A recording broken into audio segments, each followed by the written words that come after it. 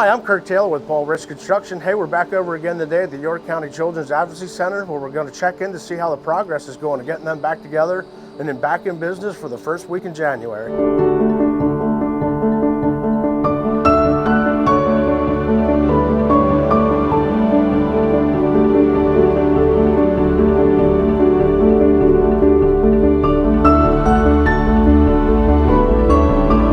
So up on the third floor, all the final finishes are going in there. Carpets, paints, trims.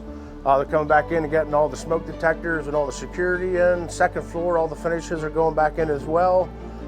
Everybody's working their way down to the first floor where all the final finishes are going in there. Next week's going to be our final plumbing fixtures, and then our casework comes January the 8th to get installed, and that's pretty much going to finish us up and get them back in business.